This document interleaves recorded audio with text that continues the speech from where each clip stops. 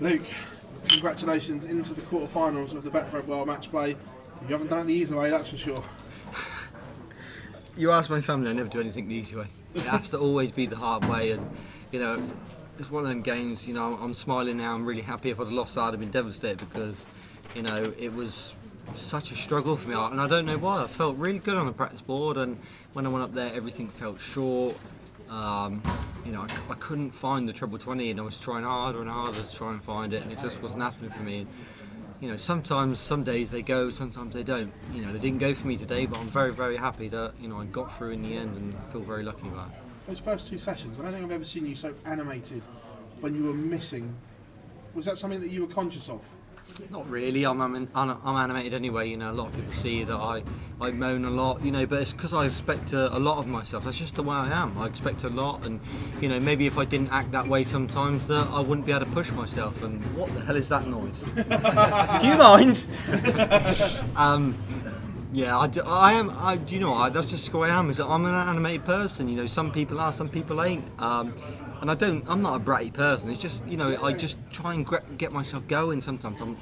It's just who I am, and I don't know how I was acting. I don't know, but yeah, probably because I was disappointed that they weren't really going where I wanted to. After last night, you came into today as the tournament favourite. Did you feel that extra pressure being the favourite? No, I didn't, because in my mind I don't feel the favourite. I think there's a lot of people have been saying, "Oh, this is yours to win now. This is Luke's major. You can't lose it from here." There's 7 fantastic other players still left. It's not like this is, no one in the top 32 left for me to beat. There's Nathan Aspinall, Chris Dobie, Joe Cullen, Ryan Searle. There's all these great players still to beat. This is Johnny Clayton. This is not a foregone conclusion for me.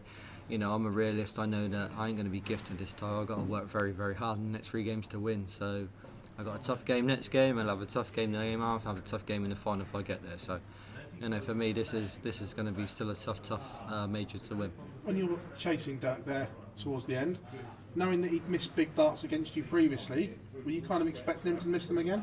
No, I wasn't. I wasn't expecting him to miss, but he seemed to do it a lot against me.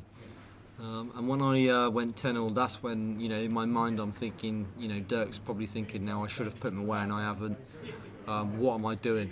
And that's when I thought, when the game was 10-0, I thought, I know this game's in the balance now.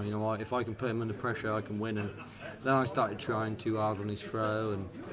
But then in the end, I found that break, and with the 87, I think it was, or the 88, sorry. So a couple of crucial finishes in that game that really dug me over the line, but my finishing really wasn't up to scratch throughout the whole game. It helped me out in the end. Luke, congratulations. Thank you, Phil. Cheers. Luke, are you pleased with how you managed to hang in, definitely in the mid stages of the game, and sort of keep on the sort of tails of Dirk in that one? Yeah, very, very, very proud of myself. 2 years ago I would have lost that game, and I probably would have never believed in my own ability. But that's changed now, I think. When you grow up and you play a lot of darts, and you play a lot, you go through a lot of experiences, and there's been many times on the Pro Tour, on the Euro Tour, on the TV stage where I've been behind. Rob Cross, for an instance, in the Worlds, Chris Dobie in the Worlds. All these little instances where, I've been behind and come back and won. So you have to just believe that you can come back. And most of the time in them experiences I've been playing well, but tonight I just didn't play well. Like I said, sometimes it happens. Sometimes you play well, sometimes you don't. And tonight I just didn't play well. But in the end, I found my level, and I got over the line in the end. Damon Hatter up next for you. I'd like to get your thoughts on his progression so far, and also the walk-ons which we've been treated to. Well, hopefully we can wrap the test at the cup to get Johnny Bairstow to walk out with me, and then give Damon a bit of stick. But no, his walk-ons are great. It's not an act for Damon. He's a lovely guy, and he's a great guy, and this is his bit of fun. And if I was a fan in the crowd, I'd be loving it. It's not an act. This is just who Damon is. He's a fun-loving guy, and I think it's hilarious to once I love it, so I'll have a laugh before he walks out. But for me, I'm much more serious when I walk onto that stage. I like to focus and preach my darts and make sure they go well. Do you think some players could take that the wrong way?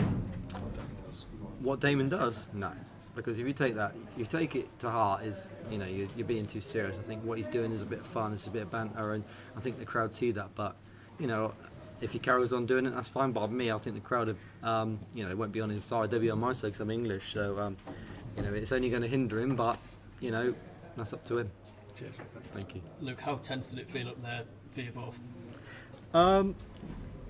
It didn't feel tense at the start until it got to the closing stages. Then my arm started to tighten up. It didn't at the start. I just didn't play well at all. That's just the best way I can describe it. I just didn't play my best, and 9 times out of 10 I probably would have been walking off or say going home and being very disappointed in myself. But I showed that bit of grit and determination to pull the game back and pretty much dig everything I had out the locker to come back at Dirk. And in the end, when I knew the game was available for me to win, that's when my arm tightened up. And it doesn't usually, but these are big circumstances. We're in the World Matchplay in the quarterfinals when you're the favourite and everybody thinks you're going to win, wants you to win. Yeah, my arm did tighten up a bit, but I found that a little bit in the end. Do you think we're seeing the start of a great new rivalry between yourself and Dirk? That's 2 classics in the last few weeks. Yeah, yeah. Do you know what I do? But it's funny enough, we don't play our best against each other, and it's strange. But I think, as a dart player, but as a fan, because I love the game so much, sometimes them games are better than 105 averages against each other because they're just drama. Everything's drama, missing, hitting, then you're missing, then you can't hit.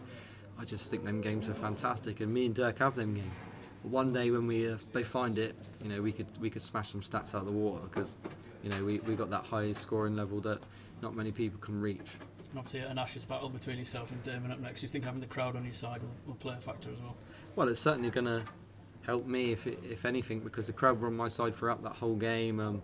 It drove me to win. I think that was a key factor on the game as well. I can't forget that. The crowd were fantastic. They were really pushing me to win, and the hair stick up on the back of your neck when the crowd, every single person's wanting you to win. It's a great feeling. But Damo with his Australian walk-ons, the crowd ain't going to be on his side. So first to 16, I think in the quarters is going to be a hard scenario for him because I'm not going to be giving in. I'm going to be, going all guns blazing here to try and put him away.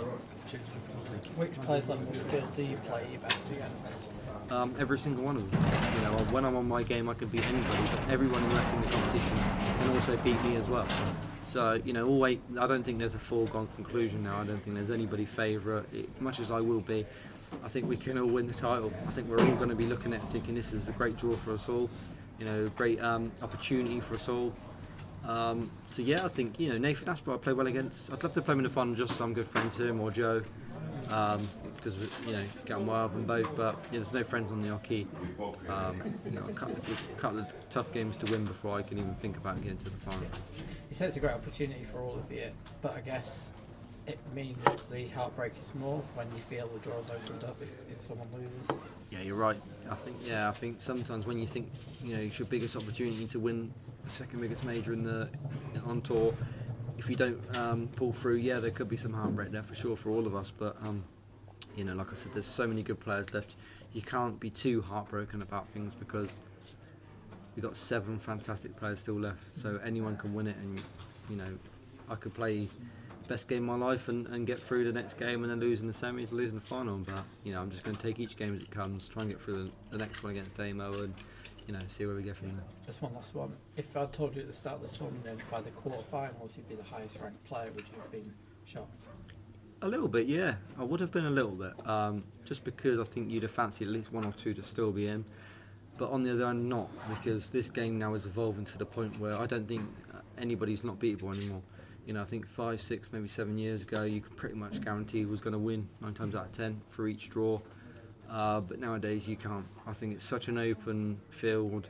I think the top 32 is as open as it's ever been in darts. I think anybody can win, and like I said, being favourite doesn't mean anything. I think this is the open the sport's ever been, and what more exciting can it be for the fans to watch?